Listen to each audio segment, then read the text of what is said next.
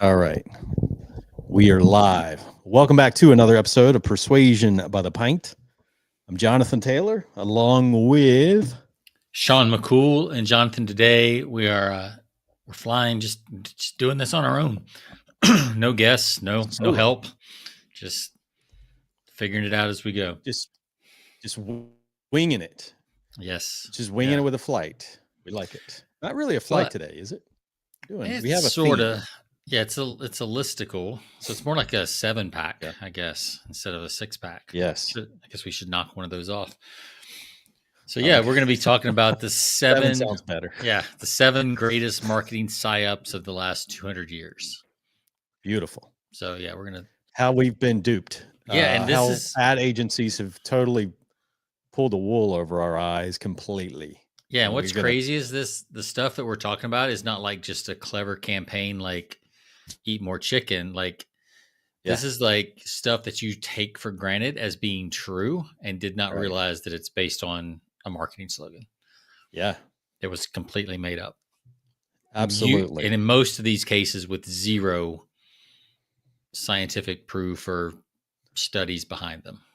So yeah, that's what we talk about. Some of these are going to be aha. Some of these, I think a lot of our listeners probably were maybe familiar with, but it's a good reminder that you'll recognize them. It's a good reminder, but there's maybe a few new ones too. We'll see. But here's the thing: even though we know this, we still fall into the patterns of these. These paradigms that we've been pushed into. We still do it, even though we know it's all a marketing ploy. So this is just that weekly reminder that, hey, everybody's trying to sell you something. That's right. Except us. Exactly. We don't really care. We don't care. All right. Well, let's have some juvenile beer talk. That's right. That's all we care about is our beverage of choice. And so I've got one. I'll go ahead with mine. I'm going to showcase. I've had this one before, but it's a single around this time of year. But it is this year's 2025 bourbon County brand original stout from Goose Island. The 2025 Bourbon County brand original stout was aged in a blend of freshly emptied barrels from Buffalo Trace, Heaven Hill, Four Roses, and Wild Turkey. So is that a mixture? I'm not sure. Maybe just the same storage place, I guess. Same barrels.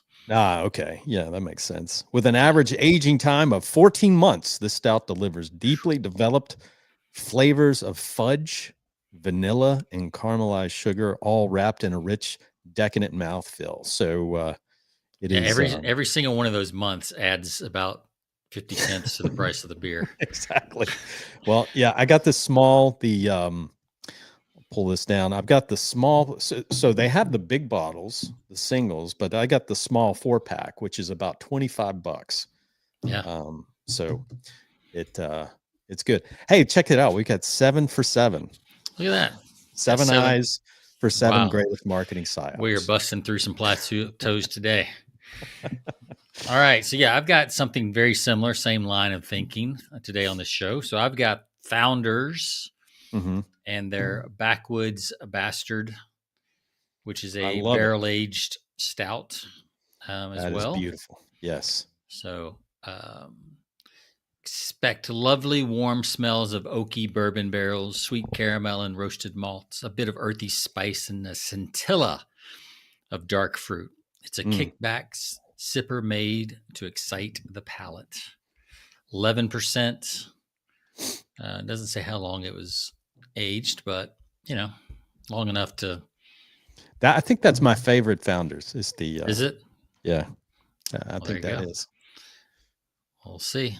It's somewhere between the breakfast or the Backwoods. That was my choice last night. I was going to get the breakfast stout or just this one. So I was like, yeah, we'll get this one. Beautiful. All right. Well, let's cheers it up to 7 great marketing PsyOps. Cheers. Look at that. We even got matching glasses. That is delectable. Oh, I know. All right. All right. You went first. What do you give it? Scale to 1 to 5 pints? Mm. One more sip. Everybody knows the rules. Um, boy, this is it's good on the first sip, but after a while, it may be one of those that just needs to breathe a little. But I'm going to give Yeah. it. I'm going to give it 4-1 because off the top, it's a little has that medicine taste a little bit, but I know the pattern of these things, and it takes some time. You know, they got to breathe a little. Or you got to drink enough that it kills your palate, and then you're just, That's your tongue's numb. that's probably what's going on. Is like I just don't care after about 5 sips. Right. But yeah, 4-1 that's a fair score. Yeah, I'll give mine a 4 or 5. I think it's good. Same thing. It's got a little medicine taste on the back end, like you just took cough syrup or something. It's still lingering. So, but yeah, I mean, it's again the same. They kind of mellow out as you have them the first few minutes. So yeah, I'll give it a 4 or 5 because I like the taste overall. So yeah, it's good. Yeah, cool. All right.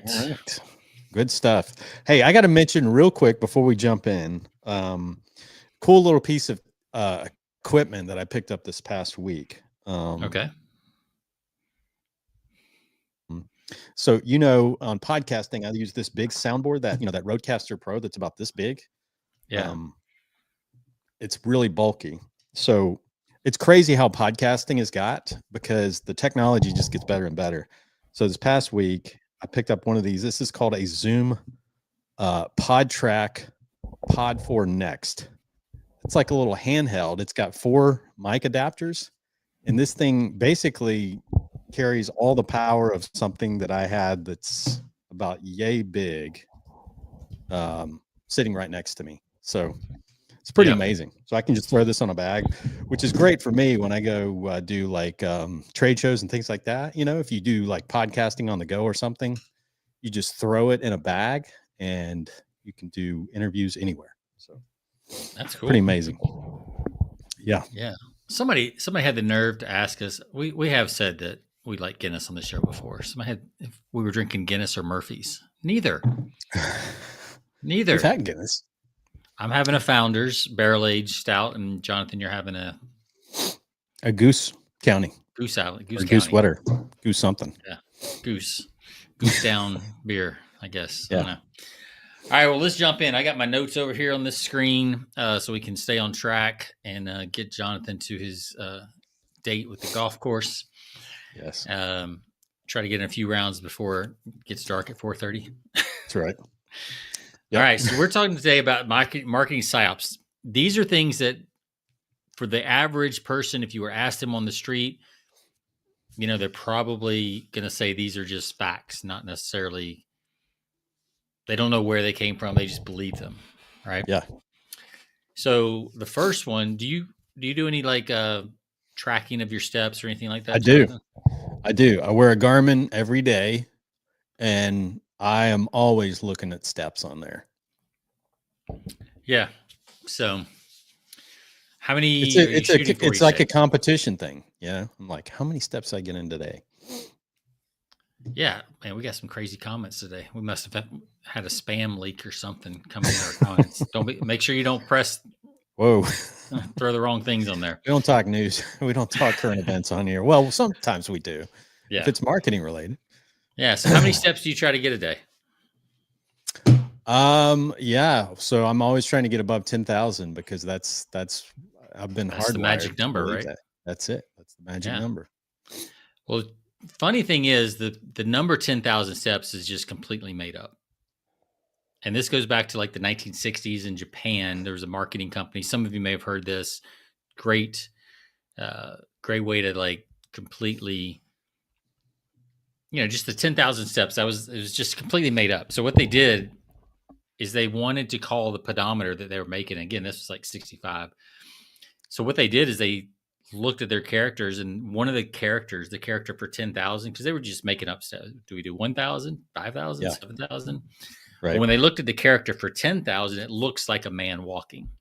Mm-hmm. So that's what they picked. And that's how the 10,000 steps, they put that out in the press release. And then the next thing you know, all the studies are being done on 10,000 steps. But it was initially just completely made up. And now the science is kind of backed it up almost. Yeah, because Because the science says basically 7,500 steps is really all you really need. I mean, it's kind of things plateau after that, but 10,000 is a nice even number. Yeah. Nice and clean. Yeah. And like I said, the character, if you can see it does look like a little man walking. Yeah. So when they just wrote that, it's super cool. That's amazing. Yes, you don't have to walk 10,000. We saved you 2,500 steps a day just in this first item here. So yeah, what about you're married, I'm married. At some point you had to propose. Yep. And there was a rule floating around on that. I didn't know the rule at the time because first of all, I couldn't afford that rule. And I think my engagement ring was a total of $900, which back in 2001. It was real money. $900 is a lot of money for a guy that didn't make anything. Yeah. Yeah. So there's a maybe rule. that was 2 months salary. I don't know. Could have been close. Yeah. Depending on. Yeah. Yeah. I'm kind of the same way. I didn't follow this rule. But we all think the reason diamonds are expensive is because they're scarce, because they're rare. Mm-hmm. The fact is they're not rare at all. And the fact they're very easy to find and they're on every single continent. So they're actually not rare at all. So what happened is back in the 1930s, De Beers realized that a whole bunch more diamonds were coming on the market. So they needed to keep the price high when this flood of new diamonds came on. Mm-hmm. So what they did is they started putting the diamond with something special like a wedding engagement. Yep. And then, of course, they came up with the famous slogan, "Diamonds are forever." Which makes them sound valuable, makes them sound, expensive. Copywriter came up with that, right? Yeah, good old copywriter. That's a lot of these are thanks to a copywriter, so love them or hate them. And then they came up with later, after Diamonds Forever, then they came up with the idea of the 2 months salary. Mm-hmm. I mean, talk about just picking a number out of the air. Like, what was that board meeting like? It's like, hey, how do we get people to spend more on diamonds? Well, we just tell them to spend more. Tell them to spend twice their paycheck on it. Yeah. I mean, just a completely made up number. It's wild that just became a thing. They started putting out press on it. But, there's a lot of guilt in that. There's a lot of expectation in that. It's like, oh, if you don't do at least 2 months, you're not serious. You're not really, right. Yeah. Valuing this whole thing. So you got to spend at least 2 months.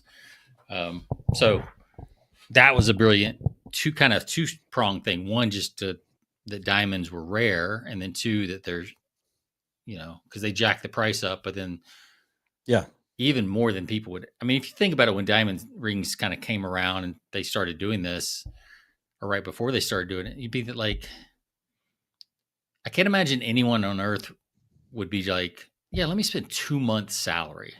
Yeah. It's like, okay, maybe a week. I don't know. Whatever they take at the pay over time window, back in the day, layaway. Layaway. I remember those days. Put that Kmart diamond ring on layaway. So that was a big one. Like to completely just tell people they need to spend 2 months salary on a not rare. Which at that time that it came out, wonder what the average, what that would equal out to, somewhere between. It was $6,000. It was 1947, 48, somewhere in there. 1947. Yeah. So actually, it was. Yeah, sure. You're probably. Who knows? But you'd have to figure out what they were making then. $5,000. That was probably $5,000 at that time. Yeah. Because I can imagine probably average salary was what, $2,500 a month, maybe at that time. I doubt it was maybe that much. Less. In the 40s? No, it probably wasn't that big. Oh, the 40s. Okay. Yeah. No, that would have been maybe $1,000. Maybe. Yeah. So man. But hey, But what the brilliance in that is, it offsets inflation, because no matter what happens, with inflation, it's going to go up. So, it's a good thing they didn't just pick a number, right? Exactly. Yeah. That was smart on their part. It's very smart on their part, because You just, your price goes up with inflation. So, yep. All right, well, let's move on to number 3. Were you ever told this one growing up? The most important meal of the day is breakfast. Gotta have that breakfast. Yes. Gotta have breakfast. You gotta get off to a good start, I was told that by I'm pretty sure my parents at one point in time said, you need to, you need to have your breakfast. That'll get your energy going, especially before school. That was so important. You got to eat something before you go to school. And then you load up on carbs and crash in 2 hours, in the second class. Exactly. Yep. Yeah. So maybe it wasn't the best idea. Maybe it wasn't even based in science, actually. No, I don't think so. Yeah. So this started off with the Kellogg's brothers, and they made cereal for their patients in a mental hospital. And then, they started marketing as this, basically instead of oatmeal where you got to cook it and it's got to soften. Right. They were like, oh, we could make these little cereal clusters and, people can eat those. But most people weren't eating breakfast. A lot of people at that time. So this was early 1900s, 1920s. Right. And so a lot of people there they'd have big lunches and big dinners, but they didn't have big breakfasts still. Right. Yep. A lot of them didn't have time. They were, off to the factories or whatever. So it was usually lunch and then a big dinner at home. So, they needed, how do we sell more food? There's one extra meal that people aren't having. Let's just tell them it's the most important meal and make it easy for them. Put it in a box and pour it out, and you got breakfast. Yeah. Yep. So that was part of it, was the cereal conglomerate, and then the other part of it was actually from bacon. Mm-hmm. So bacon producers wanted to sell more bacon, and so in the 1920s, a public relations consultant for Beechnut Packaging, which is the bacon company, asked a physician to confirm that a hearty breakfast, in quotes, was better than a light one. Yeah.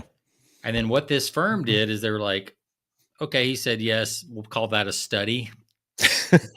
And they ran it as a study. I mean, this is like 1920s, so they ran it as a study and actually sent that out to like 5,000 doctors so that people would start recommending a hearty breakfast, which would of course include bacon. So that's kind of where the breakfast is the important meal of the day came from, was bacon and cereal. Bacon and cereal. Which I have no problem with either one of those products, by the way. I don't eat a lot of cereal anymore, but I love bacon. I'll eat bacon. It's what's funny is I only eat cereal like afternoon as a snack. Like I don't ever use it in the morning. It's just, I don't know, it's nice, crunchy something. So yeah. So it's funny going back to like some of my, some of my people on my mom's side of the family who are farmers. Mm-hmm. I remember them, like my uncle and, my great uncle. They would never. One thing I noticed is they didn't do breakfast. They were out early in the morning. They were working in the fields early in the morning. They'd come home for lunch, and then it's like you said, they would have a big meal at lunch, and then take a siesta. Another good. Get a hammock out there. Yeah. Right after a siesta going, and then get back out and work until till sundown, and then come in for dinner. But there was no breakfast. At all. Just a waste of time. Yep. All right. Well, let's talk about. So this one surprised me when I learned about this one a few years ago, maybe 5 or 6 years ago. I'd kind of heard rumors, but I wasn't sure if it was true or not. Yeah, this one's fascinating. And then I saw on one of the like History Channel or one of those things where they, maybe it could have been a Prime documentary, whatever. Just something online where it talked about this very thing. And I was like, oh my God, it's true. So the false truth, what we think is true, is that if we put these plastic items that we haul home from the store into a blue bin and set it out by the curb, that it's being recycled and reused, and we're not creating as much waste as, we can be guilt-free about the waste we're creating. And it sounds like something that would have been started by the consumers or kind of everyday person, right? Right. The whole idea of recycling. Yeah, but it wasn't. Turns out it wasn't. Turns out it was because the packaging industries, the plastic industries, were turning everything into plastic. Right. I mean, Jonathan, do you remember when we had our Coke bottles were actually glass? Yeah, absolutely. I mean, you had the original Coke bottle, and then you got those little fat 16-ounce bottles with a little thin styrofoam wrapper around it. It was always so fun to peel off. Yep. And then those went away, and everything went to plastic. Yep. So, over the last 40, 50 years, plastics have been getting a bad rap. Everybody uses them. So they needed to make their image a little better and make people feel less bad about all this plastic that was being produced. Yeah. So they created the Society of Plastics industry, created the now famous chasing arrows, the 3 recycle arrows. They created that. Which is on everything nowadays. Yeah, I mean, it's on everything. And even stuff that you're like, I'm pretty sure that's not recyclable. But it has that little triangle of, that it'll have a number 1 through 7 on it. They made those numbers up and what, different types of plastic are. Yeah. So basically what they created this whole movement around recycling so that people would feel less guilty about the amount of plastic they were using. They could just throw it in this trash can instead of that trash can. But here's at the same time creating more work for us, the consumer, right? Yeah, it's another self-serve thing. Right? Shifted the responsibility to the consumer. It's not on them anymore. It's actually on us. Yeah. So if you don't recycle, you're a bad person, right? Like you're a monster. Yeah. Right. So, but here's the crazy part, and I guess they knew this, and that's why they had to do the campaign. Right. Less than 10% of all plastic that's ever been created has been recycled. Yep. Yeah. And this documentary I watched, they had pallets and pallets and bundles in these big warehouses just piling up, that they can't do anything with. They're trying to figure out where to put them. It's almost like hazardous waste. Like they don't know where to put them. So they're just stacking up in these warehouses, but it worked. Mm-hmm. Because now people don't blame the plastics industry because, they can help out. No, they blame their neighbor. Oh my gosh. You guys don't recycle? You don't have a recycling bin? Yeah. You didn't rinse that and put that in the recycling bin? Yeah. So we've had a recycling bin in our garage for years where the plastic goes. But, our son, he's the one that educated me. He said, Dad, you need to research that just as you said, 10%. I think he said it was less than 10% of plastic actually gets recycled and it ends up going into the ocean or the waste or what, into, landfills or whatever. So this is all a big scam. And I'm like, oh, come on. Sure enough. Yep. I checked that out. He was right. So kids these days, man, they stay on top of their stuff. They know. Oh, absolutely. Yeah. They know. Yeah. Yeah. They said pretty much the only thing that is recyclable are like water bottles and milk jugs. Everything else is pretty much impossible to recycle or very hard to use, different colors, all that kind of stuff. So, recycling, you don't have to do it. Doesn't matter. So we've all been programmed like Pavlov's dog. It goes back to, if you ring the bell or if you show the sign or whatever, if you say it enough times, people just buy into it. Right. Yep. Tell a good story. And it sounded so official. They got the logo, they got the 7 levels. Like the logo makes it totally official. Yeah. And with the number, well, I think the 1 through 7 numbering made it sound very like scientific and official too. Right. Yeah. When it's actually all just going in the same place. So it's arbitrary. So arbitrary. Yeah. It's crazy. It makes me think of the book, Thinking Fast and Slow. I need to go back through that book again, just how the lizard brain is so easily duped. By these messages. The heuristics. We're always looking for a shortcut in our brain. So shortcuts, always. Get something that makes sense and seems plausible. Like, all right, good enough. Until until proven otherwise, we'll go with that. Buy it. Sounds good to me. So we've got 2 or 3 more. I know you're short on time. Which one do you want to go over? Well, let's touch Rudolph. Okay. That sounds inappropriate, but okay. All right. Let's touch touch on Rudolph. Okay. touch on his story, maybe. Given the touch on the story. Given the fact that we're about 2 weeks from Christmas, we're going to we're just going to destroy everybody's everybody's love of the Rudolph the Red-Nosed Reindeer.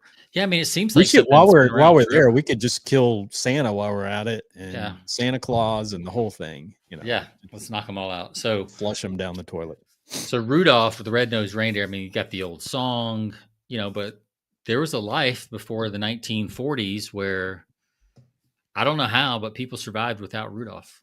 Presents got delivered without Rudolph at the helm, And how did Santa drive his sleigh, man? I don't know. How to get through the fog? We don't know. But what happened was in 1939, this is the heyday of, print catalogs were everywhere. That's how everybody bought stuff. Yep. Or in store. So in 1939, Robert May, a copywriter for Montgomery Ward, not everybody, Montgomery Ward was a shopping store. What do you call that? Shopping. I just went blank. Department store. Department. Okay. Yeah, there's not many of those left. So what are those? So Montgomery Ward would have been in the day, I guess, like Target is today, right? Yep. Or maybe the closest thing. So anyway, they wanted to bring in more Christmas traffic, so they wanted to create a book and a character that they could give away for free to draw in families. They want to get a copy of the book and all that kind of stuff. Right. So he was just told to make up a Christmas character and a story to go with it. And he comes back with Rudolph the Red-Nosed Reindeer. Yep. And they printed up like little books for kids. And in the first season, they passed out 2.4 million copies. Wow. In that first year at all the Montgomery Ward stores. Now, when did the jingle come about at that same time, or is that? It came out a little bit later, and I think there's a whole story of like the copywriter ended up getting copyrights to Rudolph. He was able to get it from his employer. Like, pretty cool story there. Mm-hmm. The copywriter Robert May, he had a brother-in-law or something like that, who was in the music world, and then eventually wrote the jingle or the music to go along with the story. Yeah. And then, of course, was it Gene Autry, I think, that started singing that, or Rudolph the Red-Nosed, or Johnny Marks might be the other guy involved. I can't remember if he's just the songwriter or if he also sang it, but lots of people have sung it since then. Gene Autry, I thought he was the one that actually sang, but he might be one of the ones. Yeah, I mean, at this point, everybody's used it, right? Everybody's put it on their Christmas album or whatever. So yeah, that all started as just a way to get parents into stores to grab a copy of the book, and then they're reading the book. And of course, at the end, it's probably going to say, Montgomery Ward, or, on the back, published by Montgomery Ward. So yeah, they ended up using that for years. And now everybody has, because it's out of copyright. So, Rudolph is available to everyone to use and misuse however they want. They can touch him or not touch him, whatever they want to do. So inappropriate. Yes. So let's real quick, because I know you got to run, but like the other part of Christmas is Santa Claus. Santa Claus, yeah. And we know this the Santa Claus that we have come to be accustomed to, right? In the red suit, the fat guy with the beard and the red suit. Speaking of which, have you seen the movie with Mel Gibson called Fat Guy? The Christmas movie? No. It's from 2020. I don't know how we missed this one, but yeah, it's called Fat Guy. It's with Mel Gibson as Santa Claus. Yeah. And it's more like a Jason Bourne movie than a Christmas movie. So okay. Very interesting to Fat Guy. Gotta watch that one. It's my recommendation for the year. Okay. All right. But speaking of the fat guy, yeah, and I mean, historically, the versions of Santa Claus they would wear anything: blue, green, plaid, I guess whatever they had laying around, right? Yeah. But then they got sponsorship by Coca-Cola. Coca-Cola is like, hey, why don't we we needed more sales in winter because Coke at that time, again, early 1900s, Coke at that time was mostly a summertime drink. Right. And people didn't keep drinking it in the winter like we do now, No, right? exactly. So they're They're like, on to we need to we need a way to eggnog. tie Coke and Christmas together, and all this stuff. So they created the red and white version of Santa Claus that we have today, with the reindeer and the sleigh, everything red and white. Yep. To, I guess, hypnotically suggest Coca-Cola, since that's their colors. Right. But they owned the rights to that looking Santa Claus for a long time, and obviously now everybody uses it. But now every Santa Claus that you see on store shelves, the toys, like all that stuff, they all have that same red and white, and that was all created in the marketing department. It originated right out of that. It's amazing. It seems so official. It's funny because, and then you think of the polar bear too, like you got the polar bear drinking the Coke, and it's amazing how all of these things, these things start popping up around the holidays. You start seeing them, but then you think, oh man, where did that originate? Because you see Santa drinking a cola. Yeah. And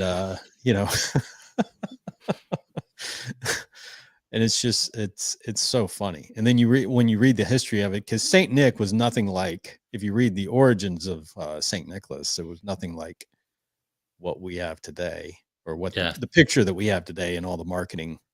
Yeah, the old Santa stuff is much more like Marvel Avengers type stuff. Yeah, exactly. Like all kinds of weird things going on with monsters. What was there was a movie recently that went into that angle. Was that?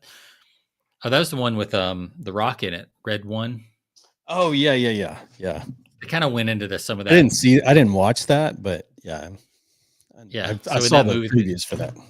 Yeah, they got into his old brother, who's the guy that gives, he's on the bad side, right, and all that.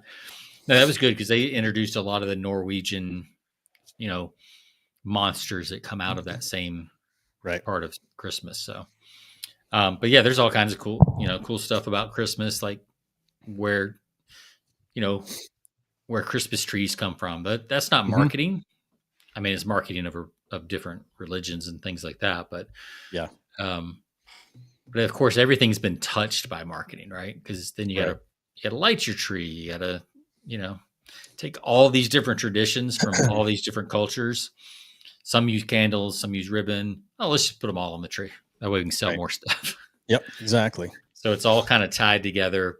I mean, we knew Christmas was very commercial. But it's kind of funny to see how far back some of these stories go. Almost. I mean, the Santa Claus from Coca-Cola, that's over 100 years old now. Yeah. So that's what, 3-4 generations that grew up with that imagery. Kind of hard to ignore. Yeah, if you like read some of the old, like the classics, like A Christmas Carol, like Charles Dickens, I mean, there's no mention of Santa Claus in there. It's like, it's like, that's all so modernized, and it's just amazing how much Madison Avenue and all the advertising agencies have really duped us. But it's still fun. It wasn't interesting that, like, some of those early depictions, Santa's workshop, had like an assembly line feel to it, like all that kind of stuff, because that's what was big right then, right? Absolutely. Henry Ford had just introduced the assembly line, and the industrialization and the packaging, and so they had that whole backstory to fall onto as well. Yeah. All right. And then the naughty or nice lessons, who's been naughty, who's been nice. I mean, the more morality that comes into that, that plays into it, the blackmail for parents to blackmail their children. Absolutely. Tis the season. You can go deep, man. But it reminds me of the old saying, like we've talked about this time and time again, like in marketing. Like marketing isn't just, if you look at it, like so much of marketing isn't just solving an existing problem, but eventually you run out of ways to, you hit a plateau if you're just solving that problem that you've created a product for, right? So you have to create part of what marketers do is they create new problems that same product can fix, right? Yep. Just like the Or their Coca-Cola. next product or Yeah, whatever. absolutely.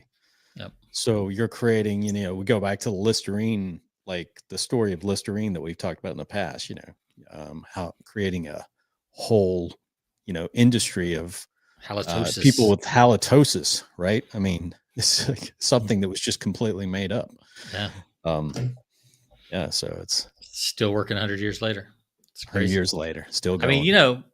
there's been all this marketing and a lot of this stuff from the early 19th or 18th century, Yep. 1900s.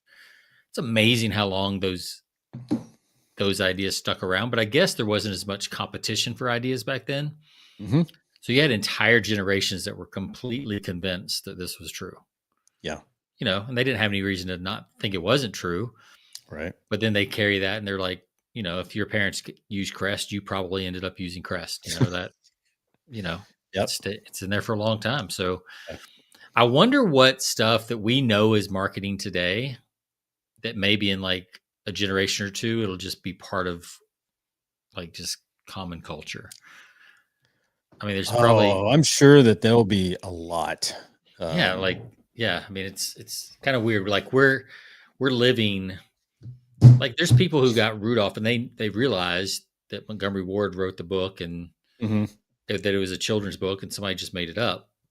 And I know we all know that that's still true, but like, Right. I think you don't realize how recent it was. Although some people would say that's not very recent since it has been around 75 years. Exactly. Yeah, and the fact that that's a testimony of just how powerful the fact that it's lasted that long. Yeah. One that we didn't even mention was, to me, that always comes to mind is owning a home. Like that's the American dream. How we've been sold on the American dream of everyone needs to own a home, whereas just about every every sophisticated investor out there will say owning a home is like one of the worst investments you can have, right? I mean, it's like, yeah, it feels great, but it's kudos to the real estate. I mean, they've done an incredible job of selling, the American dream, and the American dream apparently is, having a home. And so it's and grass. I mean, that's another one, like the, manicured yards. That's all grass. I mean, that's a relatively new invention from, I think, the 40s or 50s, Yep. All these Mad Men days, man, they were doing, again, they didn't have as much competition. They could saturate an idea right in ways that you cannot do today. Yep. So they had that advantage, and then it just became part of culture. Yep. So yeah, we could probably, this could be a segment. You could go deep and you could break it down by genders, how, how marketers have used a lot of this stuff in terms of the genders for both male and female, because it works differently for both genders. So it would be a lot of fun to kind of go down that road on an episode. We'll throw out a few I didn't do here. So if you want to learn more, like do some research on the white wedding dress. Why white? Yeah. Why is it white? It's not probably what you think. The other one, of course, is the food pyramid. Completely fake science that made that one up. And I think that was, or what about white? You can't wear white after Labor Day. I'm sure that was a marketing ploy to get people to buy more. Right? Oh yeah, buy fall clothes and summer clothes, right? You got 2 seasons. Now they just sell you everything all year round. You're not allowed to, as soon as Labor Day passes, you can't wear white. Yeah. Where did that come from? Yeah. The gray company. The autumn red company. All these companies that wanted to sell more. But I mean, it makes sense, right? Because most people don't actually feel that weather change for a while. Sure. So they had to push it up to Labor Day, and that was like a nice beginning of, start selling some fall clothes and all that kind of stuff. So absolutely. All right. So anyway, all right, man. Well, it's good stuff. If anybody's got some other ideas they want to share with us about something they know that maybe we're overlooking on that, that'd be great. Yep. Yeah, feel free to comment on our YouTube channel or send us an email. You can check us out over at persuasionbythepint.com. You can follow us on we're on every podcast channel. So whatever platform you subscribe to, check us out there. And are we doing, I don't know what our holiday schedule is because we got, I'm good next week. I don't know what your schedule is because the week after is Christmas. So we won't be doing that week or the week after. So maybe we'll do one more show before the holidays. Sounds good. Yeah. One more. Yeah. We'll knock out one more next week and then we'll take a little break. But yeah, check us out. This is episode, what is this, 4? Oh man, we didn't even change the banner at the bottom. Oh well. What is it for? So it'd be 414. 414 now. Yeah. So this episode is 414. Check us out. Persuasionbythepint.com. We'll see you guys next week. I'm not sure. We may have a guest next week. We'll throw out some queries and see. And if not, we'll do another flight. All right. Sounds good. See you guys. See you.